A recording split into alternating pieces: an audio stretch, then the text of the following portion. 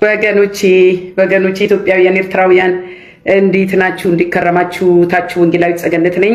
በእኔና በእናንተ ዘመን ብዙ ነቢያት ተነስተዋልና አሁን ነቢያቱ ያው በሚያረጉት ድራማ በሚያረጉት የሐሰት ትንቢት በመሸጡም በምኑም ትውልድ ነቃ።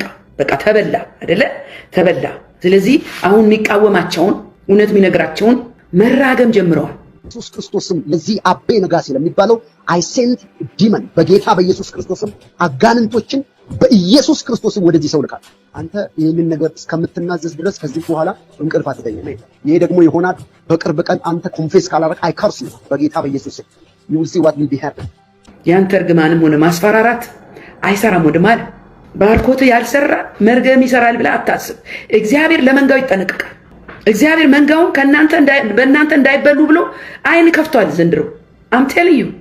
ስለዚህ እርግማንን ደግሞ ጌታ ኢየሱስ አላስተማረንም። ይልቁንም የሚረግሟችሁ መርቁን ያለ በሰራው ስራ ተረግመ ሊሆን ይችላል። በሰራው ስራ ሰዎች ተቆጥተው ተበሳይተው ተናግረው ሊሆን ይችላል። መልካም ሰርተ ቢሆን መልካም ስም ታገኛለህ። የሆነ ሰው ረግሞታል። የሆነ ሰው የሆነ አስተያየት ጽፎበታል። ይሰውዬ ላይ ነብይ ደረሰ ነው የሚባለው መሰለኝ። አጋንንት ጳውሎስ ወደ ሰዎች ሲያስገባ እኔ አላነበብኩም። ስለዚህ አጋንንት ማስወጣት ብቻ አይደለም ማስገባትም ስልጣን ተሰጥቶናል አለ። አሳየኝ። ጳውሎስ በአገልግሎቱ ዘመን የሚገርመው ነገር አጋንንት በጣም ብዙ ጊዜ ያስወጣ ነበረ። አጋንንት እንዲወጣላቸው ይጸልይ ነበረ። ግን የሚያስደንቀው ነገር አጋንንትን ደግሞ ሰው ውስጥ እንዲገባ አዟል። በስሜ አጋንንት አስወጣላችሁ፣ ድውይ ትፈውሳላችሁ፣ የሞተ እንኳን ታስነሳላችሁ ነው እንጂ ያለው አጋንንት አስገባላችሁ የሚል ነገር የለም። ይሄ ራስህ እየፈጠርከው በኢየሱስ ክርስቶስ። አንዱ ደግሞ ምን ይላል መሰላችሁ? ያስፈራራቸዋል። በፍቅር እንዲህ ሲሏችሁ ፍቅር መስጠት ሲያቀታችሁ ማስፈራራት ጀመራችሁ እናንተ። ብዙ ክርስቲያን ከርታታ የሆነው በምንድን ነው? በቁጥር አንድ ደረጃ ከርታታ የሆነ ፓስተሩን ወይም አገልጋዩን ወይንም ደግሞ የእግዚአብሔር ሰው የሆነው ስህተትም ሰርቶ ይሆናል፣ ስህተትም ሳይሰራ ይሆን ይነካና ከዛ በኋላ ህይወቱ ሚዘረብል ይሆናል። የእርግማን አይነት ሲጫወትበት ታያለህ። ምክንያቱም ልቡ ካዘነብህ ጥሩ አይደለም። ደግሜ እላለሁ፣ ልቡ ካዘነብህ ጥሩ አይደለም። አያችሁ፣ በዚህ መጡ ደግሞ በማስፈራራት የአንተ ህይወት ነው ሚዘረብል የሆነው። ለምን? መንጋውን ላውሬ እያስበላክ።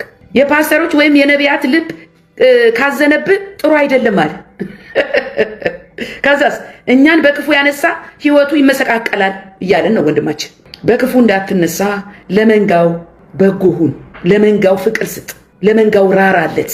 እግዚአብሔር እንዲያውም ትወደኛለህ ብሎ ምንድን ነው ያላችሁ እናንተ እረኞች? ትወደኛለህ?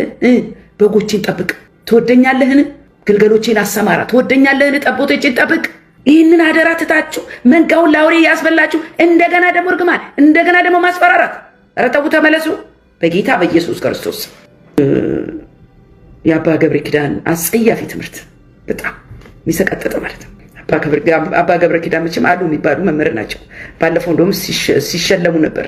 እንደሳቸው ሊቅ የለም ብለው ትልልቆቹ ተሰብስበው ጳጳሳቱ ሲመርቋቸው በቃ ሉቃስ ነህ አንዴ ማቴዎስ ነህ እያሏቸው ሲክቧቸው ነበር። እንግዲህ ካለው አንጻር ማለት ነው፣ አላውቅም እንግዲህ። ስለዚህ ምን አሉ መሰላችሁ? እግር ታጥቦ አይደፋም አሉ። ይህ አጸያፊ አይደለም? እግር ታጥቦ አይደፋም።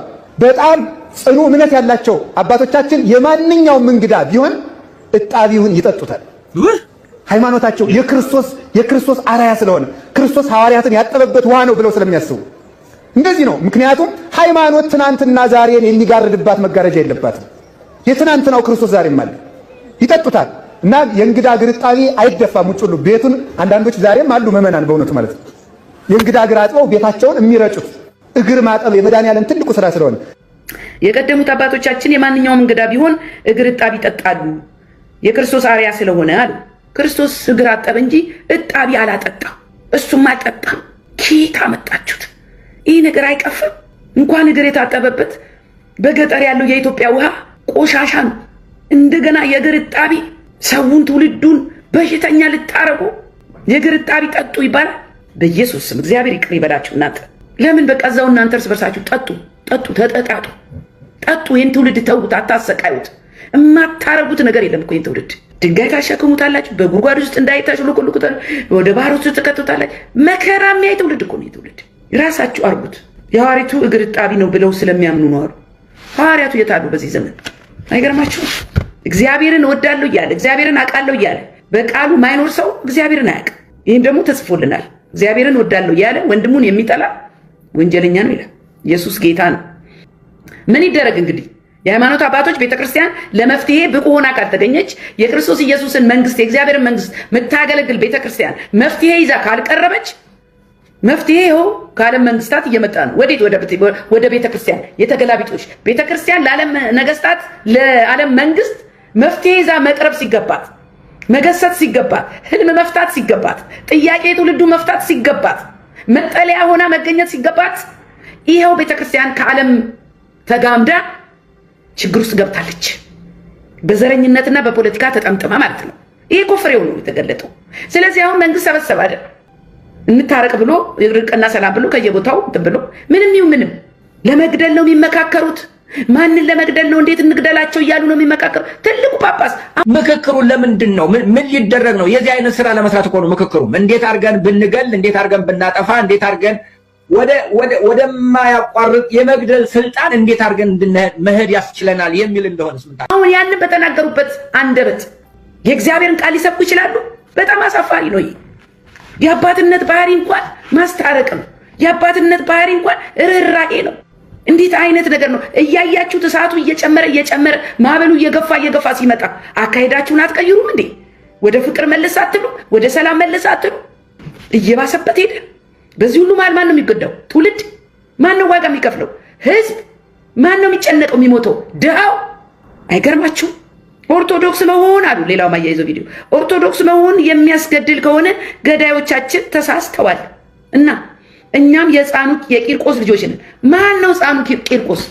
ኦርቶዶክሳዊነት ሞት የሚያመጣ የሚያስከትል ከሆነ የተዋህዶ ልጅ መሆን በየቦታው የሚያስገድል ከሆነ ይቅርብኝ ይሄ እምነት ብሎ ሃይማኖት እየመረጠ እንዲሄድ ሃይማኖቱን እንዲያጣ በስውር ይፋዊ ባልሆነ እኔ ነኝ ይህንን እምነት ካልተከተልክ እገልሃለሁ ያልተባለለት ምን ይሆን ምስጢሩ?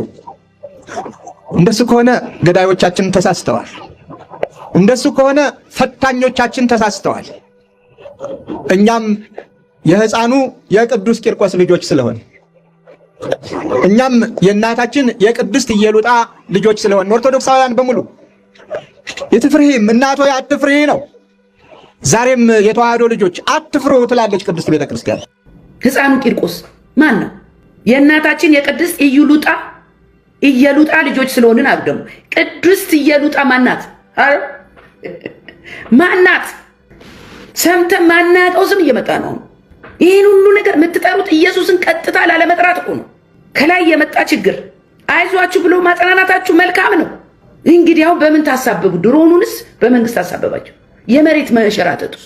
በዚህ ላይ ደግሞ መልእክቴን የሆነ ክር እየመዘዛችሁ አንቺ ፖለቲከኛ ነሽ፣ አንቺ እንዲህ ነሽ፣ አንቺ እንዲህ ነሽ አትበሉ።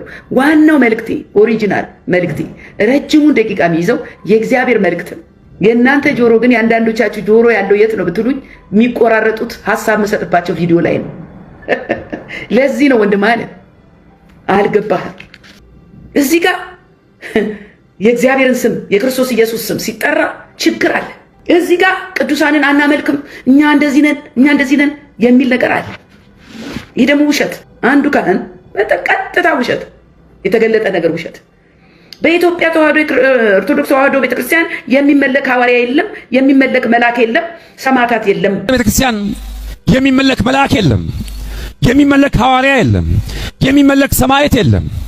የሚመለከው አንድ ጌታ የሆነ መድኃኒት የሆነ የናዝሬቱ ኢየሱስ ክርስቶስ ብቻ በዚህ መቅደስ መካከል ይመለካል። እኛ ሚካኤልን አናመልከውም፣ እኛ ቅዱስ ገብርኤልን አናመልከውም፣ እኛ ቅዱስ አርሴማን አናመልካትም። እናከብራቸዋለን። ማን ስላከበራቸው? እንወዳቸዋለን። ማን ስለወደዳቸው? ከፍ እናደርጋቸዋለን። ማን ከፍ ስላደረጋቸው? እግዚአብሔር ያከበረውን እናከብራለን። እግዚአብሔር የወደደውን እንወዳለን። እግዚአብሔር የጠላውን እንጠላለን። ይሄ ግን ውሸት። ከኢየሱስ በላይ እንደውም የሚመለኩት የሚሰገድላቸው ስለት የሚገባላቸው እነ ቁልቢ ገብርኤል ናቸው፣ እነ ማርያም እና አርሴማ ናቸው። ይህ እኮ የተገለጠ አናመልክ ምን እናርጋለን? እናከብራቸዋለን። ማን ይጠላል? እነሱ እኛም እናከብራቸዋለን። ግን ትሰግዱላቸዋላችሁ። ለስለ አድኖ ትሰግዱ የለም። ለምን ይዋሻል? እናከብራቸዋለን፣ እንወዳቸዋለን፣ ከፍ እናደርጋቸዋለን። ለምን? እግዚአብሔር ከፍ ስላደረጋቸው። እግዚአብሔር ከፍ የሚለው እራሱ ብቻ ነው። ከፍ የሚለው የሚመለክን ለሚሰገድለት ኢየሱስ ክርስቶስ ብቻ ነው። አትቀላቅሉ። ይሄ አልሸሹም ዞር አሉ ነው።